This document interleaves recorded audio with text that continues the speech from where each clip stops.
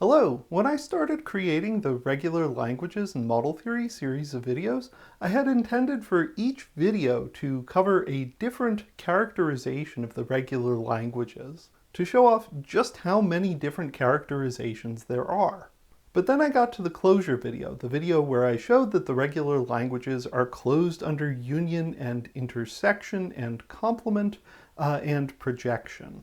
And at the time, I wasn't aware of a characterization of the regular languages in terms of that closure, as the closure of some nice set of languages under these Boolean operations and projection. But later on, in researching for another video, I found the paper Decision Problems of Finite Automata Design and Related Arithmetics by Elgot, which contained exactly what I was looking for.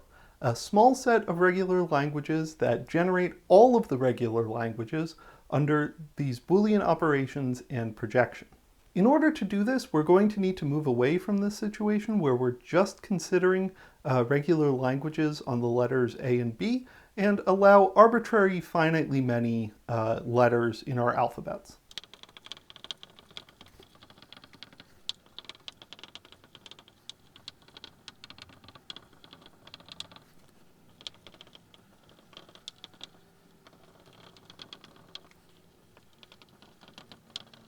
So our theorem says the following. The regular languages are generated from these very simple sorts of languages.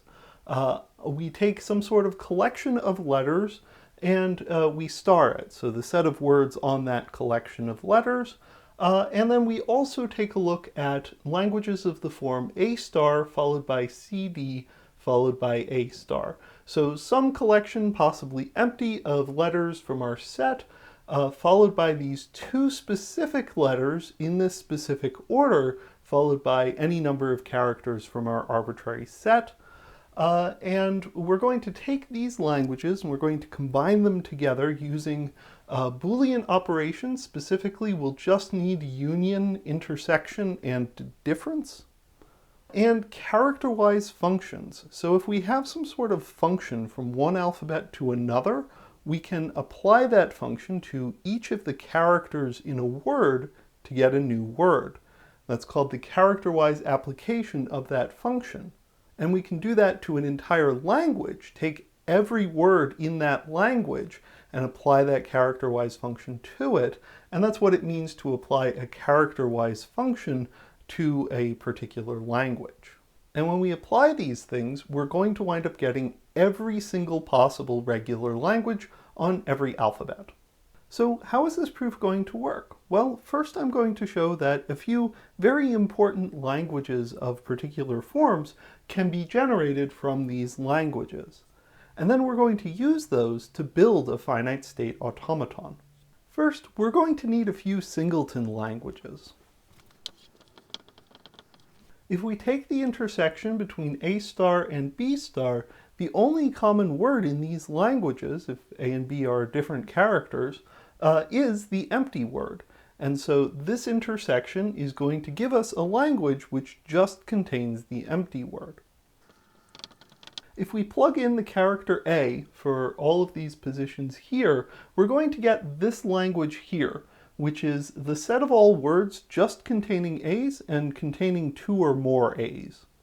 If we then subtract that language from A star, the set of all words that just contain A's, we're going to be left with the language just containing the empty word and one A. If we then subtract off the language that just contains the empty word, we are going to be left with the language just containing the word A. And we can do this sort of construction for any character.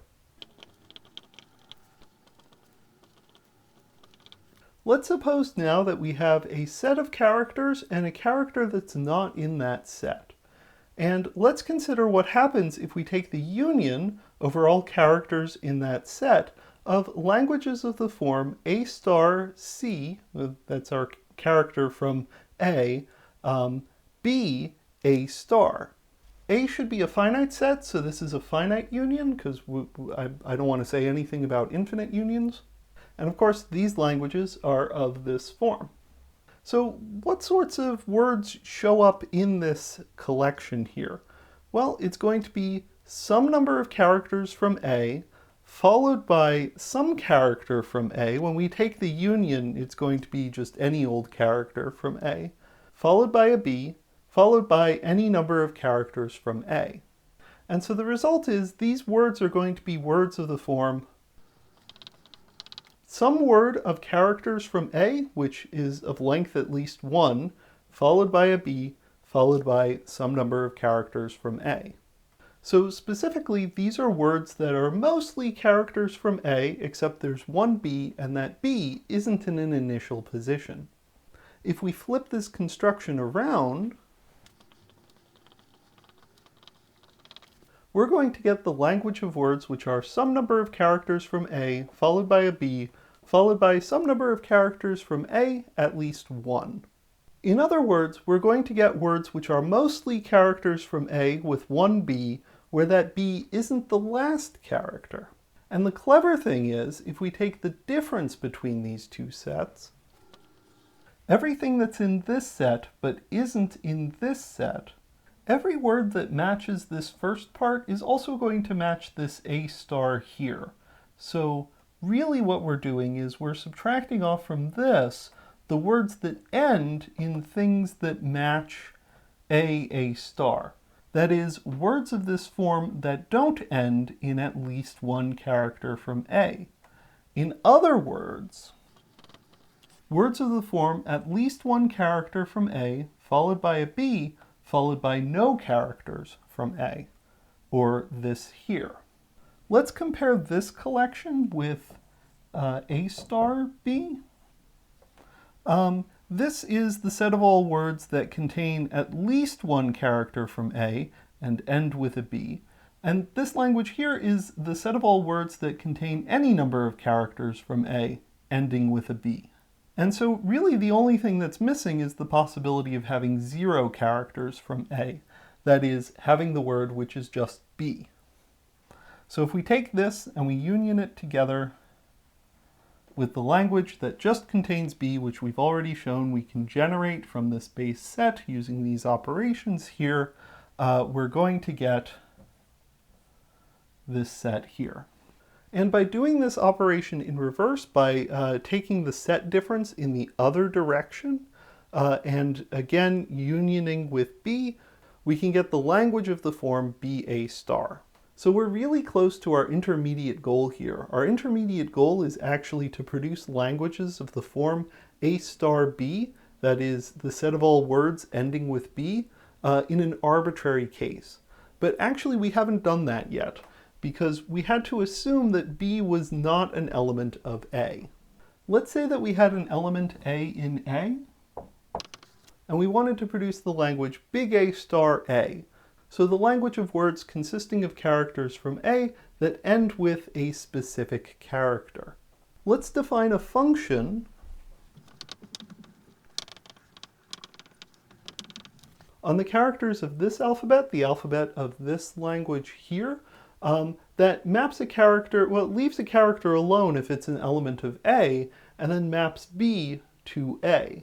And if we apply this function to words of this form, we're going to get words of the form A star A. So whether we're interested in the language that contain some number of characters from A, ending with a B, B is not in A, or the language of words, some number of characters from A, ending with an A, where A is in A, we can produce both of those from this generating set using these operations. And again, just by considering the case where we flip this set difference, we also get languages of the form A star. So we can have a language that starts off with whatever we want. Now suppose that we have a particular regular language in mind that we would like to generate from these base languages using these operations.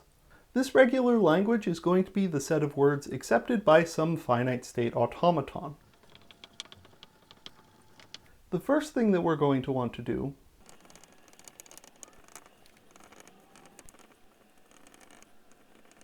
is merge our alphabets together. Merge sigma and q together, so we're considering the set of all tuples, one character from sigma and one character from q. And we're going to be interested in the collection of all words on that alphabet that represent an input and the corresponding run of an automaton on that input. Of course, we can't quite do this. It's always going to be the case that the run of an automaton on a particular input is one character longer than the input. So we have to shift everything over by half of a step, and I'm going to do this in the following way. We're going to have this here be the start state. The state in the first character is going to be the start state, and then when we're in this state and we read this character, we're going to wind up in this state here. And I'm going to require that condition holds across this word all the way to the end, and then this here is going to be the state just before the final state upon reading this word, and I'm going to want to require that if we're in this state and we read this particular input, we would wind up in a final state. That is, this here is all but the last character of an accepting run when we input this particular word into this automaton. And my goal here is to show that this particular language, this particular set of words, can be generated from our basic languages by the operations under consideration, Boolean operations and projection. So how can we do this? Well, we're going to take the intersection of three languages, the languages that satisfy all three particular constraints. This constraint here, and this constraint here. If we want to look at the set of words of this form that just satisfy this constraint here, they don't have to satisfy these constraints here, this is really simple. We're simply looking at the union of a bunch of languages that start off with particular characters. I'm using this notation here to simply refer to the set of all tuples, pairs, one element from sigma and one element from q. And then when we star that, it's an arbitrary number of characters of that form. So this is going to be words that start off with a particular a and q naught, followed by any number of things of this form. And we're going to take the union over all a and sigma to get the set of all words that start off with some a from sigma and the start state q naught, and keep going however they like. Now let's get the set of all words of this form that satisfy this constraint here.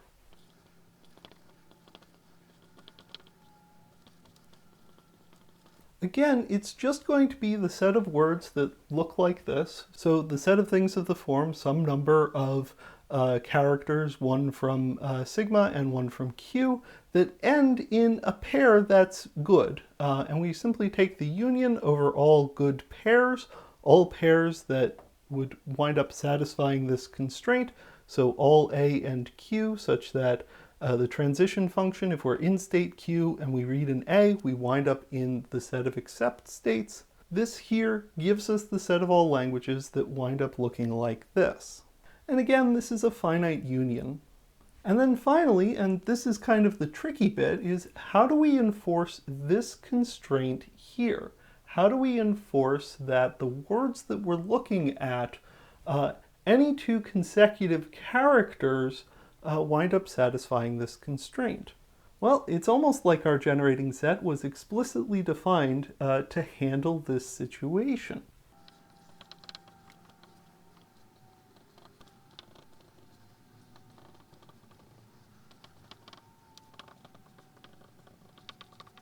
The clever thing is we're actually going to start with all possible sequences of pairs of this form, and then simply subtract off the ones that contain forbidden adjacent characters. We're going to go through the set of all possible adjacent characters where it's not a correct transition, where it's not the case that if we're in this state and we read this character, we wind up in this state. I'm going to go through all forbidden adjacencies and simply subtract off the language of words that contain any number of them, anywhere in them, from the set of all possible words. And of course, this is one of our basic languages, right? The star of some collection of characters, followed by two specific characters, followed by the star of that original collection of characters. And when we do this subtracting off, we're going to wind up getting the set of all words that satisfy this constraint at every position, because they don't contain any forbidden pairs of adjacent characters. And so when we take the intersection of these three languages here, we're going to get the set of all tuples that look like this, that satisfy all three of these constraints. That is, this language here that we were looking for. So our final step is to then take this language here and apply, character-wise, the projection onto the first coordinate function. That's going to get rid of all of these second coordinates, and we'll just be left with the word I0 through IN, where there exists some sequence of states satisfying these constraints. That is to say, exactly the words which are accepted by the finite state automaton. Now, if you're paying close attention, you might note that this doesn't quite handle the empty word correctly. This language here does not contain the empty word, and this language here does not contain the empty word. This one does, but when we take the intersection of these three things, we're going to wind up with a language that doesn't contain the empty word. And actually, we would like this language here to contain the empty word, so that when we do our projection, we wind up getting the empty word, assuming that the empty word was in our original language to begin with, assuming that the empty word was accepted by our finite state automaton.